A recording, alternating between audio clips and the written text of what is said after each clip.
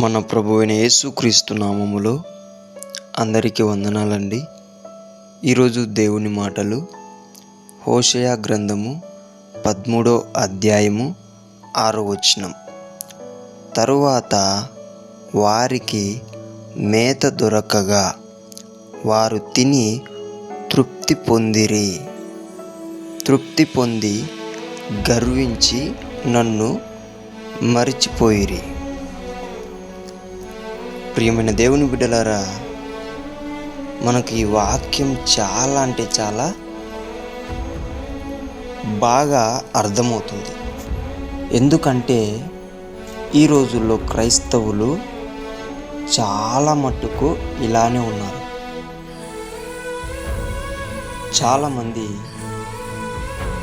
దేవుని మందిరానికి వస్తారు, గర్భఫలం లేకనా, ఆరోగ్యం బాగలేకపోవడం, కుటుంబ పరిస్థితులు బాగలేకపోవడం వలన, భర్త తాగుబోతూ అవ్వడం వలన, పిల్లలకు చదువు లేకపోవడం వలన, ఇంకా చాలా కారణాలు ఉంటాయి మందిరానికి రావడానికి.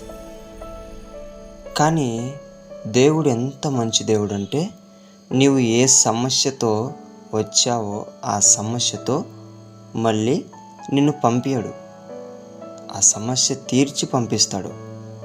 అంత గొప్ప దేవుడు ఒక యేసయ్య.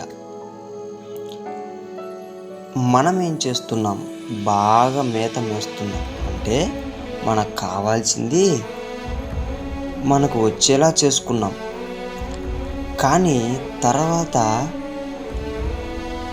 ఎలా ఇది జరిగింది అని ఆలోచించడం లేదు, ఎవరు ఇది చేశారో అని ఆలోచించడం లేదు, ఇది చేసినందుకు నేనేం చేయాలి అని ఆలోచించడం లేదు.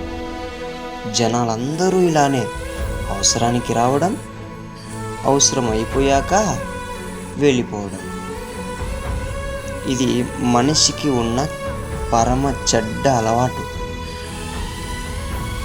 ఇది దేవుని దగ్గర, మనుషుల దగ్గర చూపిస్తూ ఉంటారు ఎక్కువ. మనుషుల దగ్గర చూపించకపోయినా పెద్దగా ప్రాబ్లం లేదు. కానీ దేవుని దగ్గర ఇలా గనక నటిస్తే, అవసరం కోసం వచ్చి అవసరం తీరాక వెళ్ళిపోతే చాలా అంటే చాలా ప్రమాదము. ఒకటి గుర్తుపెట్టుకోండి, నీకు నీ జీవితంలో దేవుడు కార్యం చేసింది, నీవు సత్యాన్ని తెలుసుకొని ఆ సత్యమును వెంబడించి స్వర్గానికి చేరతావని. అంతేకాని నీ అవసరానికి వచ్చావని తీరిస్తే మళ్ళీ వాని పని వాడు చూసుకుంటాడని దేవుడు కార్యం చెయ్యలేదు. ఇది గుర్తుపెట్టుకొని ప్రతి ఒక్కరు కూడా, ఎవరైతే యేసయ్య నుండి మేలు పొందుకొని ఈ వీడియో చూస్తున్నారో ఆ మేలును గుర్తుపెట్టుకొని సత్యాన్ని వెంబడించు. ఆ మేలును గుర్తుపెట్టుకొని సత్యమైన మార్గంలో జీవితాంతం నీ జీవితాన్ని కొనసాగించు. ఆ మేలు గుర్తుపెట్టుకొని నీవు అనేక మందిని ఆ సత్యంలోకి నడిపించాలని దేవుని బిడ్డ మనవి చేసుకుంటున్నాను.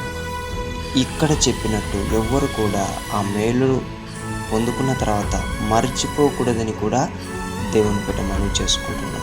దేవుడి మాటలు దీవించునుగాక. ప్రార్థించుకుందాం. యేసయ్యానికి వందనాలు, స్తుతులు, స్తోత్రాలు నాయన. ఎవరైతే ఈ వీడియో చూస్తున్నవారు నీ దగ్గర మేలు పొందుకొని నిన్ను మర్చిపోయి ఉంటున్నారో ప్రభువా, అలాంటి వారిని నీ దయగలిగిన మనసుతో, నీ కనికరము గల మనసుతో, నీ కృప కలిగిన మనసుతో క్షమించి వారి తప్పు వాళ్ళు తెలుసుకొని నీ పాదములు పట్టుకొని జీవితాంతం నీలో కొనసాగించబడులాగున కృప చూపించమని ప్రార్థిస్తున్నాము తండ్రి. ఆమేన్.